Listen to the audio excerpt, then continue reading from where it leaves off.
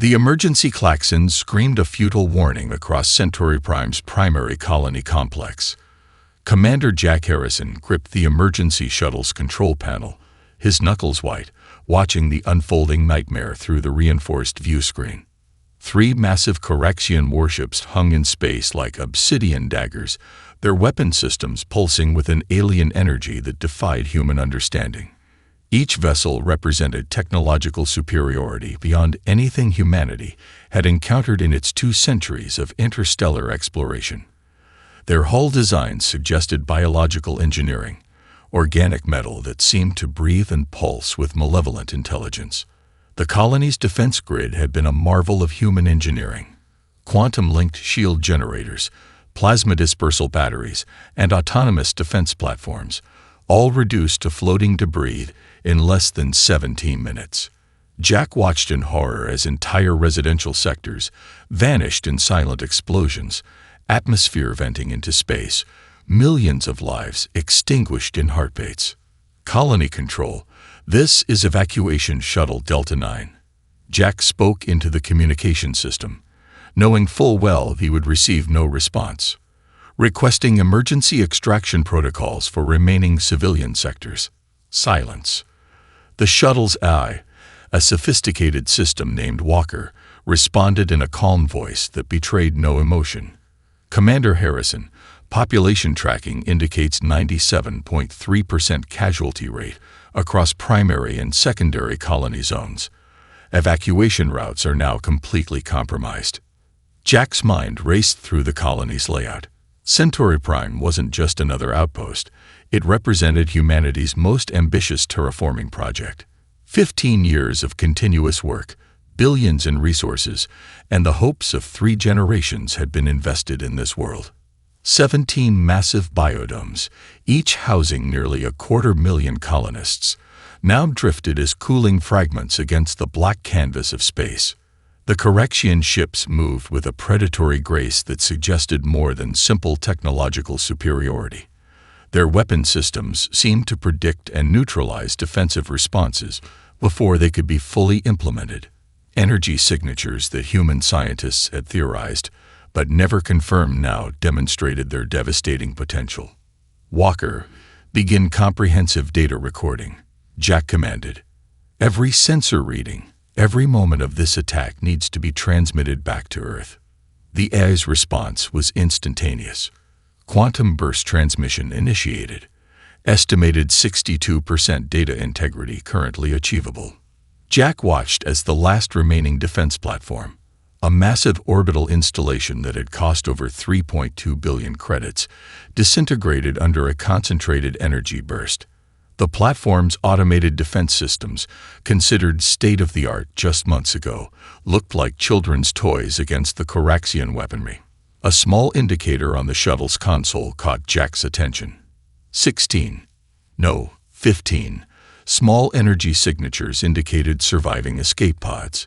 Each pod represented a potential handful of survivors, a microscopic hope against the total devastation. Survivors detected, Walker reported. Recommendation: immediate extraction and emergency acceleration away from combat zone. Jack's training kicked in. Every survival instinct, every moment of military preparation, focused into a singular purpose: initiate emergency rescue protocols. Prepare quantum communication burst for Earth Command. The shuttle's fusion drives hummed to life, a soft vibration that contrasted with the carnage surrounding them. Navigation systems calculated rapid approach vectors to the surviving escape pods, each calculation a mathematical dance of probability and desperate hope. As they moved, Jack caught a final glimpse of Centauri Prime, what had been a vibrant colony world, with its carefully constructed ecosystems, research facilities, and dreams of human expansion, now looked like a shattered marble, pieces drifting in the cold vacuum. 3 million lives gone. The Coraxian ships began their withdrawal, apparently satisfied with the complete obliteration of the human presence. They moved with a cold, calculated precision that suggested this was routine, just another conquest in their galactic campaign. They did not know Jack Harrison. They did not know humanity. "Walker," Jack said, his voice low and controlled, "begin compiling a comprehensive report. Every detail, every weapon signature, every moment of this attack." The AI's response carried a hint of what might have been understanding. Comprehensive attack analysis commencing. Estimated compilation time, 47 minutes. Jack Harrison looked at the surviving escape pods, then back at the dying colony. A single thought crystallized in his mind. This is not the end. This is just the beginning. The shuttle accelerated, carrying with it the first seeds of humanity's response, a response that would reshape the known universe. The emergency session of the Global Defense Council convened exactly 17 minutes after the first confirmed reports from Centauri Prime. Holographic displays flickered with real-time data streams, each screen a window into humanity's collective shock and mounting rage. Admiral Rebecca Coleman stood at the center of the circular chamber, her weathered uniform telling stories of conflicts long past. She had been retired for 8 years, considered a relic by the new generation of military strategists. Now she was the only voice that seemed to cut through the chaos. "Gentlemen, ladies," Coleman began, her voice a razor-sharp instrument of focus, "we are not here to mourn. We are here to respond." The chamber fell silent. Representatives from every major global power, China, United States, European Confederation, Indian Subcontinent Alliance, Brazilian Cooperative, sat frozen. The quantum communication network that linked their systems pulsed with an electric tension. Dr. Michael Rodriguez, Chief of Advanced Theoretical Physics at the Global Research Consortium, accessed a series of classified project files that had been gathering digital dust for decades. Experimental weapons systems, theoretical propulsion technologies, quantum communication prototypes. Everything humanity had developed but never deployed was about to be brought into the light. "We have approximately 72 hours, Coleman continued, before the full scope of the Coraxian attack becomes public knowledge. Every moment counts." A holographic representation of the Centauri Prime colony rotated slowly, color-coded layers showing the complete devastation. Red zones indicated total destruction, with microscopic blue points representing the handful of survivors. Jack Harrison's escape shuttle was one of those blue points, a beacon of hope in an ocean of loss. The first global mobilization began with a series of quantum-encrypted communications. Industrial centers across the planet received simultaneous activation codes. Factories that had been producing consumer electronics, automotive components, and infrastructure materials transformed in real time. Automated systems reconfigured production lines with a speed that would have been impossible just a decade earlier. Total industrial conversion estimated at 94% efficiency, a system AI reported. The voice was calm, almost detached, a stark contrast to the human fury building in the room. Rodriguez pulled up a series of theoretical weapon designs, energy containment systems that had been considered too dangerous, propulsion technologies that challenged fundamental understanding of physics. Everything was now on the table. The constraints of civilian research had been obliterated in a single moment of extraterrestrial violence. "We're not just going to build ships," Coleman said, her finger tracing a holographic design that was simultaneously a warship and a mobile research platform. "We're going to reinvent everything we know about space warfare." Global financial systems began to shift. Military budgets were no longer constrained by traditional peacetime limitations. Every available resource, digital, physical, human, was being redirected toward a single purpose: total technological and military preparation. Universities received emergency protocols. Research teams that had been working on disparate projects were suddenly consolidated. Quantum computing centers began running continuous simulation scenarios of potential conflict strategies. The entire planet was becoming a single, unified machine of technological innovation. Jack Harrison's preliminary report from the escape shuttle began to circulate through secure channels. Weapon signatures, energy output measurements, tactical movement patterns. Each piece of data became a puzzle piece in humanity's rapidly evolving response strategy. The Coraxian didn't just attack a colony. Rodriguez muttered, reviewing the initial data. They woke something up. Communication networks that had previously been used for global commerce and information exchange now became conduits of military preparation. Every satellite, every communication node, every quantum relay was being repurposed. The entire planet was transforming, its technological immune system responding to an existential threat. Coleman accessed a classified system, bringing up a series of mothballed defense projects. Experimental drive systems, energy containment technologies, adaptive hull designs, technologies that had been considered too radical, too dangerous, were now being dusted off and accelerated into production. "We have 3 million reasons to ensure this never happens again," she said, her voice a low, dangerous promise. As the Global Defense Council continued its emergency session, something unprecedented was happening. Humanity was no longer a collection of competing nations. It was becoming a single, focused organism. Every resource, every mind, every piece of technology aligned toward a singular purpose. Retribution was coming, and the universe had no idea what was about to be unleashed. The transformation began in underground research facilities scattered across the globe. Laboratories that had been working on theoretical technologies for decades suddenly found themselves at the absolute center of humanity's survival strategy. Dr. Emily Nakamura stood before a holographic display, her fingers dancing across quantum interface panels. The experimental energy containment system she had been developing for the past 12 years, a project that had been perpetually underfunded and dismissed by most of her colleagues, now represented humanity's most promising weapons technology. "We're looking at a complete redesign of energy transfer mechanisms," she explained to a team of engineers and military strategists. The room was a blend of scientific precision and military urgency. Holographic schematics rotated slowly, revealing intricate designs that seemed to blur the line between theoretical physics and pure imagination. In a converted automotive factory in Detroit, massive production lines that had once created consumer vehicles now churned out modular ship components. Each piece was a marvel of engineering.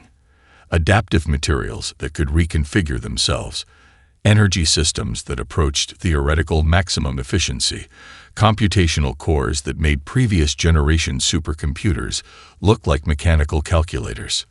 Jack Harrison's detailed report from the Centauri Prime attack became the foundational blueprint for humanity's technological resurrection. Every weapon signature, every energy output measurement was dissected, analyzed, and transformed into potential defensive and offensive capabilities. "The key is adaptive response," Dr. Michael Rodriguez explained during a global research conference. The event, typically a staid academic gathering, now pulsed with an electric sense of purpose. The Coraxian technology demonstrated a predictive capability we've never encountered. Our systems need to be more than reactive. They need to be anticipatory. Quantum communication networks that had been developed for global infrastructure now became the nervous system of humanity's war effort. Research teams across continents worked in perfect synchronization, their computational systems linked in ways that transcended traditional communication methods. In the Brazilian Amazon Research Complex, a team led by Dr. Carlos Alvarez developed breakthrough adaptive hull materials. Utilizing nanocomposite technologies and quantum-entangled molecular structures, they created ship exteriors that could literally reshape themselves in response to incoming weapon systems. "It's not just about stopping a weapon," Alvarez explained to his team. "It's about predicting the weapon's intent and neutralizing it before it can even be fully formed." Global universities emptied their most advanced research programs. Theoretical physicists, quantum engineers, materials scientists. Every brilliant mind was now focused on a singular purpose. Academic competition gave way to unprecedented collaboration. Competing research institutions that had spent decades protecting their intellectual property now shared every breakthrough in real time. The first prototype warships began taking shape. They were nothing like traditional spacecraft. Each vessel was a living system, with computational cores that approached sentience. energy systems that could reconfigure themselves instantaneously, and adaptive hull designs that made traditional armor look like primitive protection. Emily Nakamura's energy containment system became the heart of these new vessels. What had once been a theoretical concept of containing extreme energy outputs was now a practical weapon system that could potentially neutralize entire enemy battle groups. "We're not just building ships," Rodriguez said during a classified briefing. "We're creating a technological immune system for our entire species." Automated factories worked in perfect synchronization. Every resource, every bit of computational power, every ounce of human creativity was being channeled into a single focused effort. The global economy had been completely transformed. Traditional market systems were replaced by a war mobilization effort that made World War II's industrial transformation look like a minor logistical adjustment.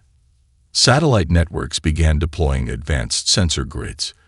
Every point in near-Earth space was now under constant, unprecedented surveillance. The sensors were not just monitoring.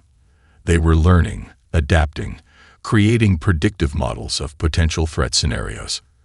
As the first advanced prototype vessels began their initial test runs, something unprecedented happened. These were not just machines. They were extensions of human will, computational systems that seemed to breathe with a collective purpose.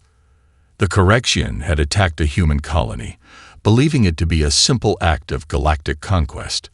They had no idea that they had just initiated humanity's most profound technological transformation. The resurrection had begun, and the universe was about to witness something it had never seen before. The global quantum network pulsed with an energy that defied conventional understanding. What had begun as a theoretical communication system was now the most advanced collaborative platform in human history, a living, breathing neural network of human intelligence. Dr. Sarah Williams stood in the central control hub of the Global Research Consortium, watching as thousands of research teams worked simultaneously across multiple dimensions of scientific exploration.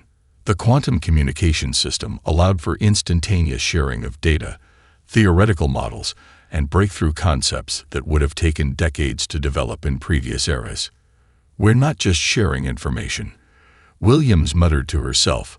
"We're creating a collective intelligence." The network was unlike anything ever conceived. Research teams in Beijing could instantaneously collaborate with colleagues in Sao Paulo, their computational systems working in perfect synchronization. Theoretical physics models developed in Munich would be refined and expanded upon in Sydney within milliseconds. The traditional barriers of academic research, competition, institutional limitations, geographical constraints, had completely dissolved.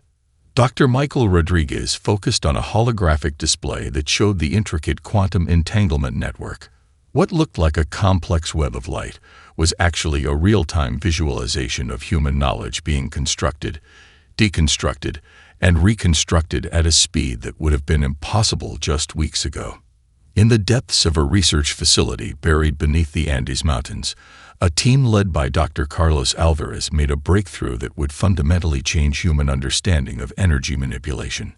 They had discovered a method of creating stable quantum tunnels, theoretical passages that could potentially allow instantaneous transportation across vast distances of space. "It's not just a propulsion system," Alvarez explained to his team. "It's a complete reimagining of spatial mechanics." The quantum network became more than a communication tool. It was a living, adaptive system that seemed to anticipate scientific challenges before they could be fully articulated. Machine learning algorithms worked in concert with human intuition, creating a hybrid intelligence that was greater than the sum of its parts. Jack Harrison's detailed reports from the Centauri Prime attack became the foundational dataset for an unprecedented predictive modeling system. Every weapon signature, every energy output measurement was fed into a complex simulation that attempted to understand the Coraxian technological approach. Experimental research projects that had been considered too dangerous or too radical were now being fast-tracked. Energy containment systems that could theoretically neutralize entire planetary defense networks, quantum communication technologies that could bypass any known encryption, adaptive material sciences that could create living, thinking spacecraft, all became immediate priorities.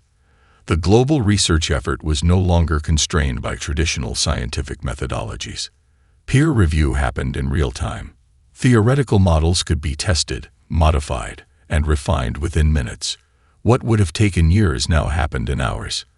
Dr. Emily Nakamura's energy containment research reached a critical breakthrough. The experimental system she had been developing for over a decade could now theoretically contain and redirect energy outputs that exceeded the power of small stars. What had once been a theoretical concept was now a practical weapon system. "We're not just developing technology," Rodriguez said during a classified briefing. "We're creating a technological immune system for our entire species." The quantum network began to exhibit behaviors that approached true intelligence. It wasn't just processing information. It was learning, adapting, creating predictive models that seemed to anticipate scientific challenges before they could be fully articulated. Military strategists worked alongside theoretical physicists. Computational experts collaborated with material scientists. The traditional boundaries between disciplines had completely dissolved. Every piece of human knowledge was now being focused toward a single existential purpose. As the first advanced prototype vessels began their initial test runs, something unprecedented happened. These were not just machines. They were extensions of human will, computational systems that seemed to breathe with a collective purpose. The research facilities around the world worked with a synchronization that suggested something more than simple human collaboration. It was as if the entire species had become a single, focused organism, every resource, every bit of intelligence directed toward a singular goal. Humanity was no longer just responding to the Coraxian attack. They were preparing to reshape the fundamental understanding of technological possibility. The quantum crucible was heating up, and the universe was about to witness something it had never seen before. Deep within the crystalline command structure of the Coraxian hegemony, something unprecedented was happening. The first intelligence reports about humanity's response began to filter through their extensive galactic monitoring systems, and for the first time in millennia, uncertainty crept into their collective consciousness. Grand strategist Vorlak studied the holographic displays, his multi-chambered brain processing information through layers of biological computational networks. The initial attack on the human colony had been routine, a standard territorial expansion maneuver that should have been nothing more than a momentary strategic adjustment. But the data streaming in suggested something entirely different. "Analyze," Vorlak commanded the Central Intelligence System. Thousands of quantum processors began sifting through intercepted communications, satellite data, and deep space monitoring information. The numbers were impossible. Humanity was producing warships at a rate that defied all known industrial scaling laws. Where other conquered species would have collapsed, fragmented, or submitted, these humans were doing something unprecedented. They were transforming their entire civilization into a weapon. In the Coraxian Central Intelligence Hub, multiple predictive models began to fail. Algorithms that had successfully managed galactic conquest for thousands of years were now producing increasingly erratic results. The mathematical models of human response simply did not align with any known species behavior. Probability assessment, Vorlak demanded of the central system. The response came back in a series of cascading probability matrices. Each projection was more alarming than the last. The initial assessment of humanity as a minor, easily conquered species was being rapidly dismantled. Satellite monitoring stations across multiple star systems began picking up unprecedented levels of technological activity. Not just military production, but a complete reimagining of technological infrastructure. Research facilities were working at levels of synchronization that suggested something more than standard collaborative processes. Vorlak accessed the historical records of species encountered during the hegemony's expansionary periods. Hundreds of civilizations had been systematically neutralized, their technological potential crushed before they could mount any meaningful resistance. The pattern had been consistent for millennia. But humans were different. The quantum communication networks they were developing suggested a level of technological integration that approached collective consciousness. Their industrial scaling was happening at rates that violated every known economic and production model. Most critically, they were not just responding to the attack, they were completely restructuring their entire civilization as a response. "Prepare comprehensive threat assessment," Vorlak commanded. The Central Intelligence System began compiling data. Intercepted communication showed universities being completely transformed. Industrial centers were being reconfigured with a speed and purpose that suggested something more than simple military mobilization. This was a species-wide transformation. Vorlak reviewed the initial reconnaissance data from the Centauri Prime attack. The escape shuttle's transmission, a single piece of data that had seemed inconsequential at the time, was now being analyzed with increasing concern. Every weapon signature, every energy output measurement was being dissected. The Correction had a fundamental belief in their technological superiority. They had conquered hundreds of species across multiple galactic sectors. Their weapon systems were considered the most advanced in known space. The idea that a species could rapidly develop a technological response was considered mathematically improbable. But the data streaming in suggested something else entirely. Preliminary industrial production reports were beyond alarming. Humanity was not just building warships, they were creating entire new classes of technological systems that defied conventional understanding. Adaptive hull materials, quantum communication networks, energy containment systems that approached theoretical maximum efficiency. "Recalculate," Vorlak demanded multiple times, believing there must be an error in the initial assessments. But the numbers remained consistent, and they were terrifying. The Correction hegemony had made a fundamental miscalculation. What they had considered a routine territorial expansion had awakened something they did not understand. A species that did not follow any known pattern of resistance. A civilization that could transform itself into a weapon with unprecedented speed and purpose. Vorlak made a decision that would be recorded in Correction historical archives. A full threat assessment would be initiated. Every resource would be directed toward understanding this unexpected response. Humanity was no longer just a target. They had become an unpredictable variable in the hegemony's galactic equation. And the Correction were beginning to understand that they might have made a terrible mistake. The first human battle group emerged from quantum transit with a precision that defied conventional understanding of space warfare. Commander Jack Harrison stood on the bridge of the lead vessel, the energy systems humming with a living intensity that seemed to breathe with collective purpose. "Quantum transit complete," the ship's computational core reported. The voice was neither fully artificial nor completely human.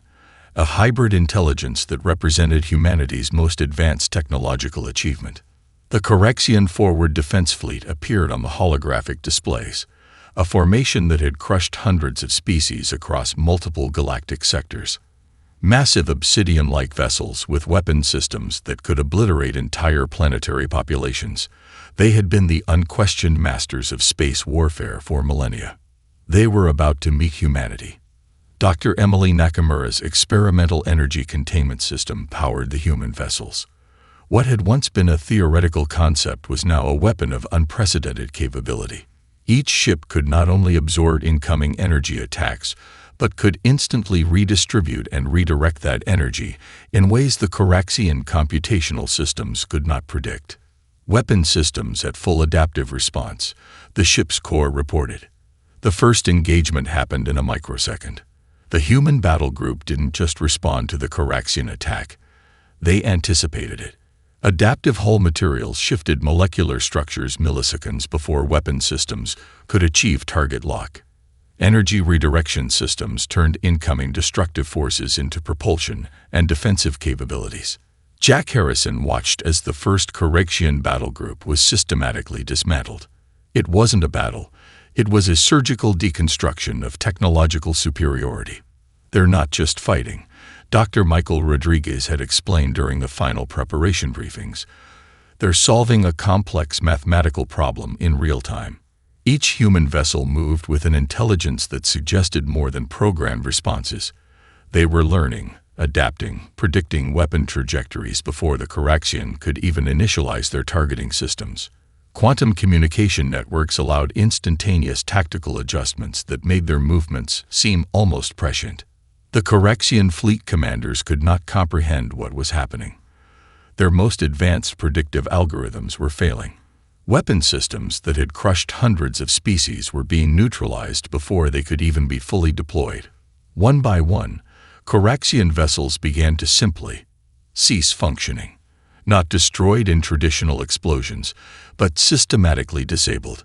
Energy systems redirected, computational cores neutralized, weapon capabilities completely shut down. Jack Harrison realized they were doing more than fighting. They were solving a complex technological puzzle in real time, with each engagement teaching them more about the Coraxian technological approach. Quantum communication networks allowed the human battle groups to function as a single collective intelligence. What appeared to be individual vessels were actually part of a larger adaptive system. Each ship was both an individual unit and part of a collective consciousness that could predict and neutralize threats with mathematical precision. The first engagement lasted less than 17 minutes. When it was over, an entire Coraxian forward defense fleet had been completely neutralized without a single human vessel suffering significant damage. Tactical assessment complete, the ship's computational core reported. Grand Strategist Vorlak would later review the battle recordings with increasing horror. The humans had not just defeated a Coraxian battle group. They had demonstrated a fundamental reimagining of space warfare. Each human vessel was more than a weapon. It was a living, learning system that could adapt faster than the Coraxian could even comprehend a threat. Weapon systems were being neutralized before they could be fully deployed. Entire computational networks were being systematically disabled through methods that defied conventional understanding. Jack Harrison allowed himself the smallest of smiles. This was more than revenge for Centauri Prime. This was a demonstration of what humanity could become when pushed to its absolute limits. The quantum communication network pulsed with a collective sense of purpose. Millions of researchers, engineers, military strategists, an entire species were now part of a single focused effort. The first strike was complete, and the universe was about to understand that humanity was no longer just another species to be conquered. They were a force of technological evolution that would reshape the fundamental understanding of galactic conflict. The systematic deconstruction of the Coraxian hegemony began not with violence, but with mathematics. Dr. Michael Rodriguez stood in the Central Strategic Command Center, watching as quantum algorithms dismantled the intricate political and economic infrastructure of an entire galactic civilization. What the military had started, computational systems were now completing with surgical precision. "We're not just destroying," Rodriguez muttered to Admiral Rebecca Coleman. "We're solving a complex systemic problem."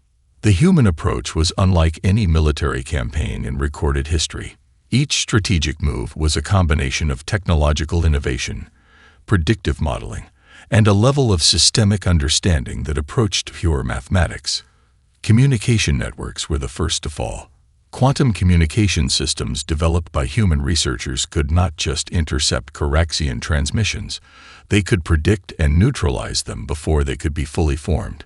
Trade routes that had sustained the Coraxian hegemony for millennia began to collapse, not through direct military intervention, but through computational systems that understood the intricate economic dependencies better than the Coraxian themselves.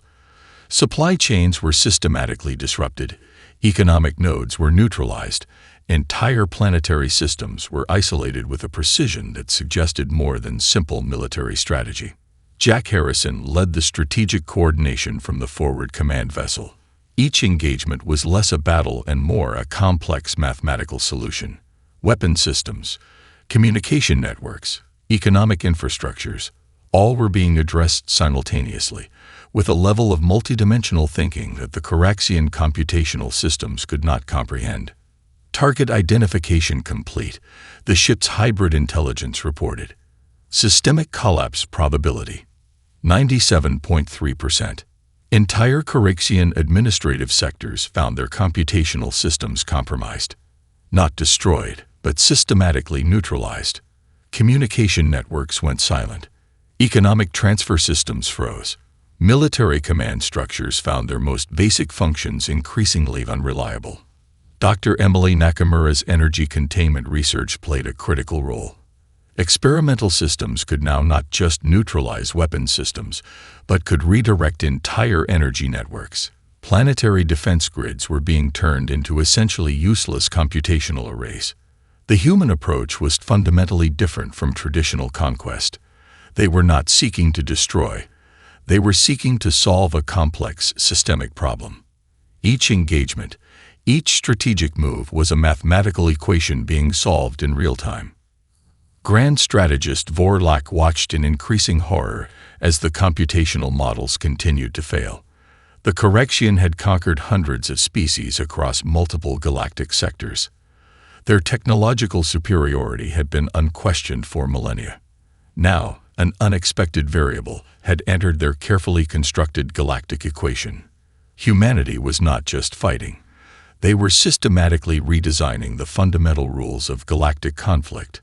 Planetary defense networks went dark, not through direct military intervention, but through computational systems that could predict and neutralize defensive capabilities before they could be fully activated. Communication networks collapsed. Economic systems froze. Military command structures found themselves increasingly isolated and ineffective. "We're teaching them a lesson," Admiral Coleman explained during a strategic briefing. Not just about military conflict, but about the nature of technological evolution. The quantum communication network that connected human research teams became the most sophisticated weapon in this conflict. It was more than a communication system. It was a living, adaptive intelligence that could predict and neutralize threats across multiple dimensions simultaneously. Jack Harrison reviewed the strategic projections. This was not just about revenge for Centauri Prime. This was a fundamental reimagining of how a technological species could respond to existential threats. Correction planetary systems began to experience cascading computational failures. Communication networks went silent. Economic transfer systems froze. Military command structures found their most basic functions increasingly unreliable. The human battle groups moved with a precision that suggested something more than traditional military strategy. Each vessel was part of a larger adaptive system that could predict and neutralize threats before they could be fully comprehended. Systemic neutralization at 83.6%, the computational core reported. Grand strategist Vorlak realized something fundamental. The Correction had not just underestimated humanity. They had failed to understand the most critical aspect of technological evolution: the ability to completely reimagine the rules of engagement.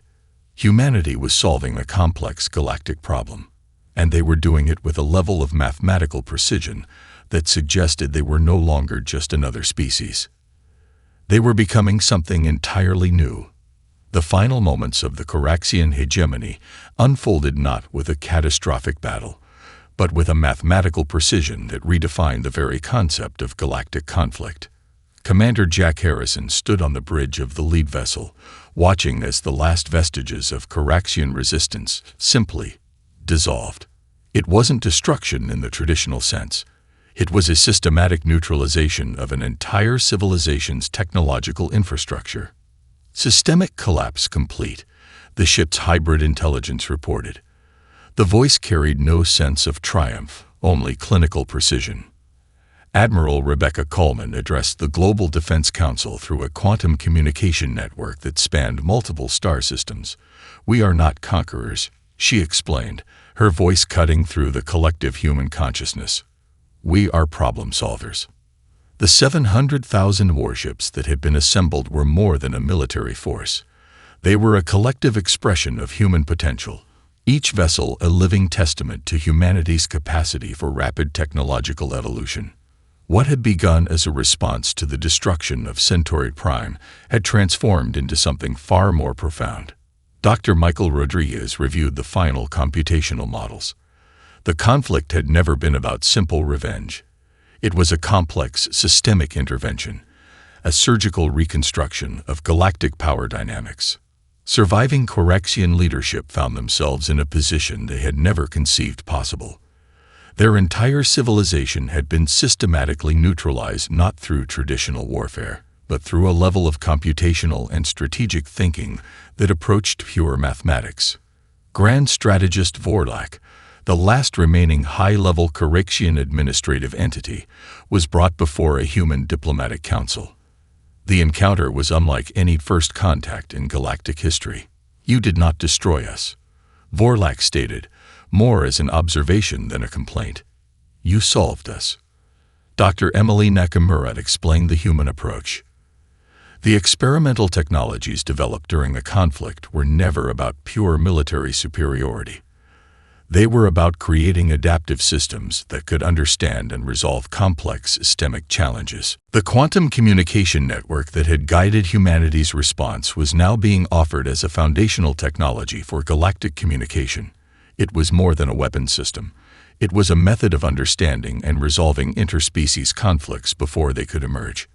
Entire planetary systems that had been part of the Corexian hegemony found themselves in an unprecedented situation. Their computational and economic infrastructures had been neutralized, but not destroyed.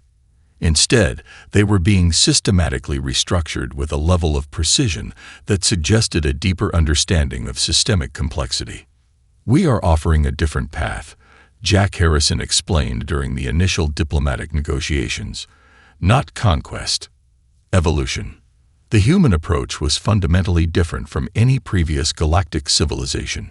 They were not seeking territory or resources. They were seeking to solve complex systemic problems that had existed for millennia. Diplomatic teams composed of researchers, computational experts, and strategic thinkers began the process of systemic reconstruction. Each planetary system was approached as a complex mathematical problem to be solved, not a territory to be conquered. The technologies developed during the conflict began to find unexpected applications. Energy containment systems developed for warfare were now being adapted for planetary-scale energy production. Quantum communication networks became the foundation for unprecedented levels of interspecies collaboration. "We are not here to replace your civilization," Admiral Coleman explained to the gathered representatives of multiple species. "We are here to demonstrate a different approach to technological and social evolution." The 700,000 warships that had been assembled became something entirely unexpected. They were not a military force in the traditional sense, but a mobile research and diplomatic platform. Each vessel carried not just weapon systems, but comprehensive research facilities, diplomatic teams, and adaptive technologies that could address complex systemic challenges. Vorlak and the remaining Corexian leadership realized something profound. Humanity had not conquered them in any traditional sense. They had presented an entirely new paradigm of interspecies interaction, one based on computational understanding, systemic problem-solving, and a level of technological innovation that approached pure mathematics. The quantum communication network pulsed with a collective sense of purpose. Millions of researchers, diplomats, and strategic thinkers were now part of a single, focused effort to reshape the fundamental understanding of galactic civilization.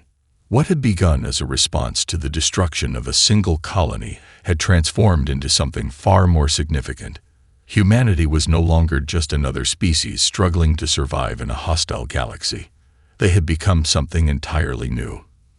A living, adaptive system of technological and social evolution that would reshape the fundamental understanding of what it meant to be a spacefaring civilization. The universe watched and learned.